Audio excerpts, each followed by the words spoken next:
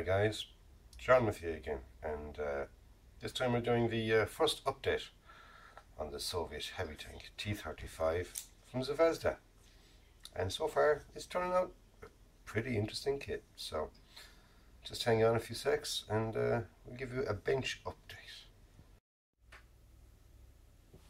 Now, so here we are at the bench, and here I am so far. Let's look at this big long size of that. That is absolutely unbelievable.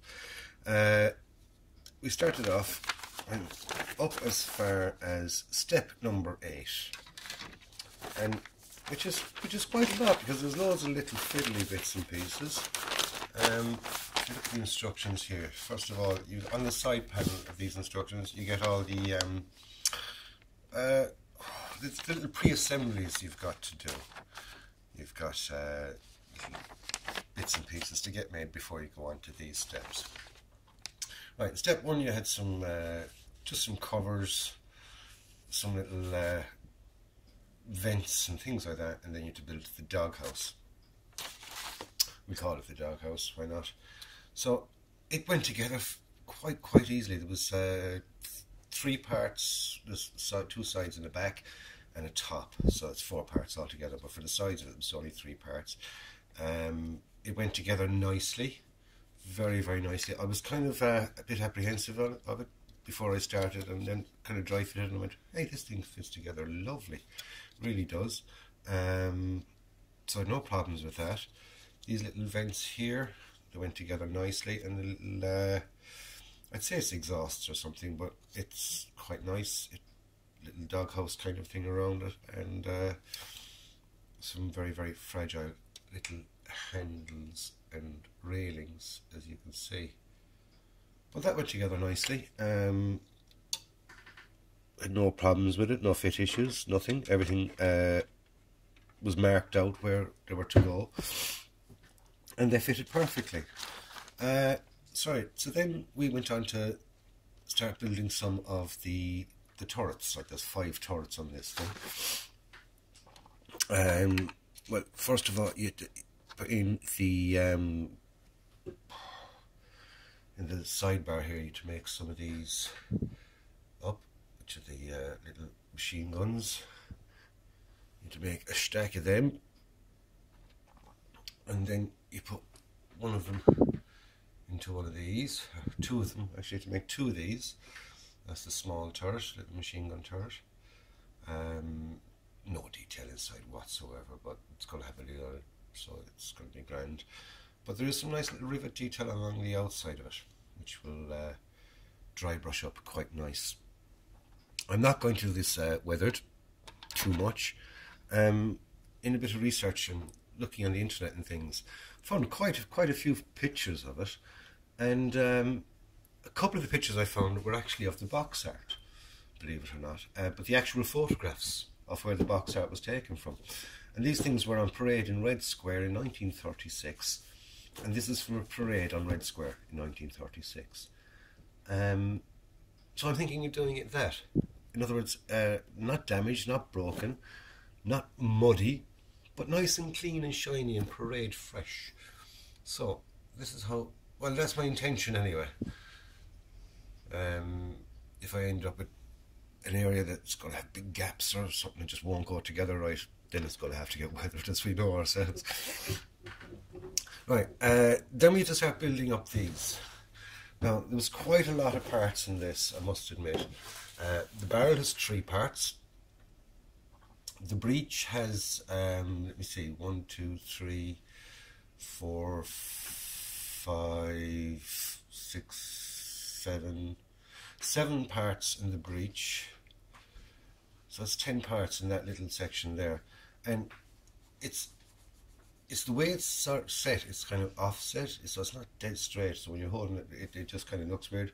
So you gotta keep checking to make sure that the gun stays straight because of all the little bits and pieces that go along it.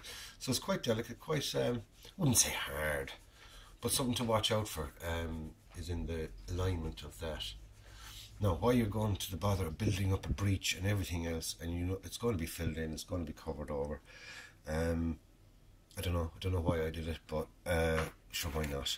The instructions say do it, and I'm going to do it. If there's a way that it can be displayed inside and there's, you know, a bit of, just needs a little bit of work, then I'll do it, and we'll see how it comes out. But for the time being, as it stands, they're going to be covered in. And next then, that got me all down the way there to step number 7. And here we are now at step number 8, and I've just cut the pieces off the sprue for step 8. So that's exactly where I am. I'm on to step 8, which is 2 turrets for the guns, the bigger guns. I suppose I should have checked before I did this video to see what size guns they are, or whether they're 2-pounders or 3-pounders or even 5-pounders. I haven't a clue. I don't know. I will know before the next one, I must admit. I must write down a few technical bits and pieces about this specific tank, because it is a weird one. Not everybody would have seen it. I've only seen, it's only sort of recent, as in the last year or so, that I've come across it, shall we say. And the first time I did, I thought it was a joke, or not necessarily a joke, but it's say just after World War I, 1920s. Excuse me, not quite 1930s. But as I found out since, that the thinking regarding tanks was basically the same up until the Germans basically had reinvented the use of the tank. Up until then, the tanks were mobile pillboxes. And if you think of a mobile pillbox, that you just sort of drive slowly along beside your infantry, up into the thing, and there you've got a portable pillbox, you've got a portable support anywhere, then that was ideal. Absolutely ideal. They were brilliant. Brilliant concept, brilliant idea. But, you know, it had a crew of 11. That's some amount of people involved. But when the Germans came in with their Blitzkrieg tactics, and the whole idea of the tank, and the whole purpose of the tank changed from being an infantry support pillbox, and had to be long to cross trenches and things, to short, fast, mobile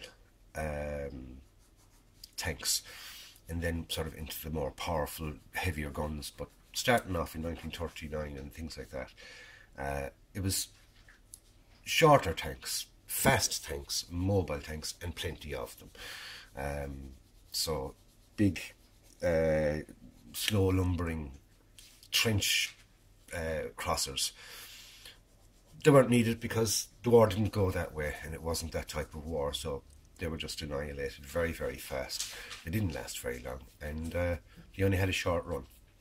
Like I said, the next video I will take down some technical din, because I found quite a bit on it, and you know how many of them were made and things like that. I think there was less than 500 of them made in total. So anyway, that's my update. It's Saturday morning. Hope you all have a nice weekend. This is what I'm going to be doing for the weekend. I'm going to get stuck into this. I have done a bit more on the Stugedeier. Got some nice little work done in that. I'll kind of save that for a while. I don't want to kind of give too much away, because until I'm convinced it works, I'm not going showing it.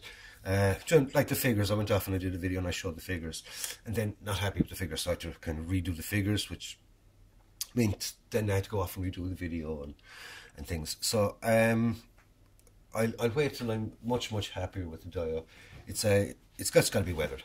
So anyway, that's where I am with the T35 from Zvezda. I'll catch you up on the next one, lads. Like I said, have a nice weekend, do some modelling, and be nice. Just be nice. Be a nice person. There's enough animosity and bickering and pointless nitpicking lately, I've noticed, and it's not good. It's not good. It's not good for the hobby. I mean, it's a hobby, lads. It's not a freaking profession. We're not like football supporters if your team doesn't win. You know, it's getting like that, and I don't like it. To the stage where I might even sort of pull out of YouTube if it keeps going. And I'll stick with modelling. I'll always stick with modelling, but it's the bickering and stupid stuff that's going on. You know what's going on. I'm not going to mention names or anything like that, but we'll just leave it at that, okay? I enjoy my hobby. Hope you enjoy your hobby. And like I said, go out and buy a kit and build it. Catch up in the next one, lads. John Moore, signing off.